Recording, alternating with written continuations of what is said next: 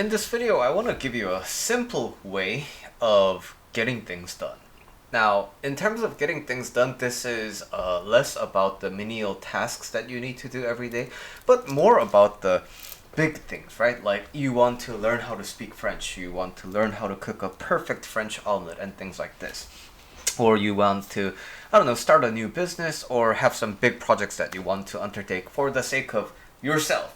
Now, why that part is important is I don't want you to use, I mean, you could, but ideally this knowledge is best used for your personal passions. Okay, so what's the number one thing I encounter when it comes to personal projects and personal aspirations? We have this idea of how it would look when we have everything that we want, but right now the status of reality without any of that seems so lacking, and the gap between the having it all and having it none is too big.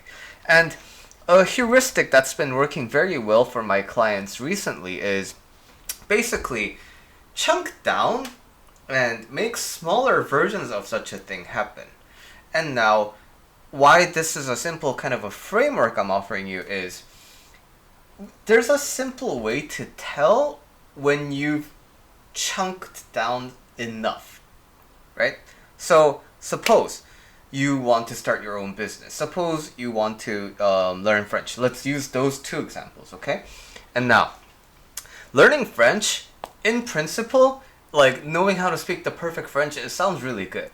But when it comes time to like actually sit down and review all the vocabulary words and writing the flashcards, reviewing it over and over again, that's intimidating, right? And it comes with a lot of like repetitive work, and that can be a real bummer. And when you look at your lesson and like there comes a point where you get to a certain level and then things start becoming progressively more difficult and you start losing interest, right? So I want you to tap into your creativity about how can I make this task of learning French, speaking French, like really compact. Maybe you could recite a poem perfectly from memory and knowing what that means. If that's too small, maybe you could sing like the French kids alphabet, like ABC in French version. So what I'm saying is, when there comes a point when you sufficiently chunk down where there starts to come a little bit of an excitement. When you chunk down too much, it feels too trivial and it feels like children's play. When it's too big, it's like really difficult to kind of be excited about it. But when it's just the right size, right, it becomes really fun, and the prospect of doing it becomes really enticing enough for you to get to action immediately. Because why? The size is sufficiently doable, right? So maybe you wanted to, your goal is to just write one sentence on the French subreddit or something like that. Or maybe the one thing is you always wanted a pen pal, so you start looking for a pen pal. These are kind of things that are kind of tangentially related to French, but they're small enough and they're doable today.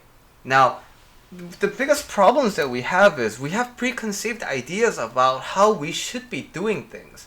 But when you look back in your life and when you look at all the skill sets that you have in your life, you're gonna find that not all of them came from actually sitting down on my desk and doing it the way I kind of think I should do it.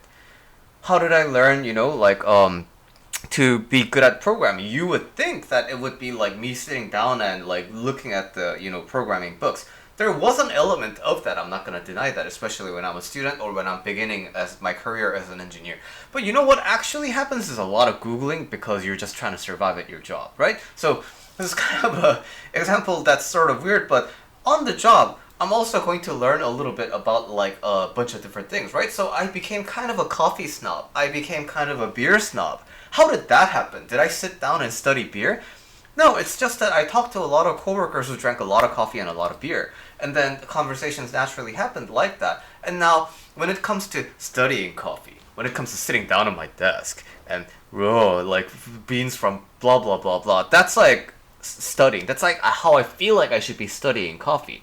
But you know what's actually really fun? Like going to the local cafe or going to your friend who's like even more of a coffee aficionado than you, then just asking them, hey, like I was wondering, like what's the primary difference between like Guatemala and other beans, right? And that's how you learn these things. And so these things tend to be small enough and they're exciting.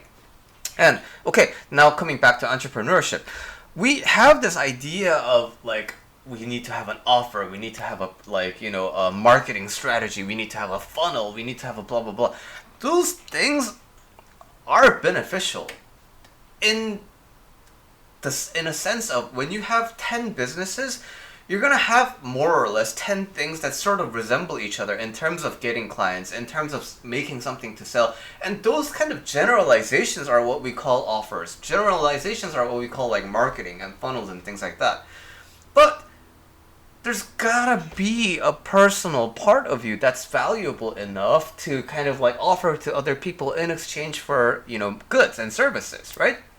And so when you lean away from how you think you should be doing these things, and when you lean more into how can you make something that resembles the idea of your goal in a very unique and personal way, and you start looking for things that excite you, something that excites you enough to be actionable today.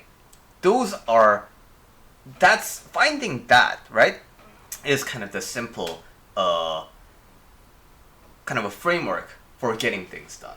So to summarize, you have a big thing you want to accomplish, and it tends to be too big to be actionable. So how do you feel like you should do it? Don't do that, because that tends to be boring and that tends to be overwhelming. So what's a version of this that actually excites you? When you're good at this, when you have this, what would you be doing in your life, and how can you have a smaller version of that? And how can you have a smaller version of that that's in the middle spot of, that sounds too complicated, and that sounds too simple, in the middle zone where it's exciting. And excitement, hype is very important in terms of getting things done. So, hope this helps.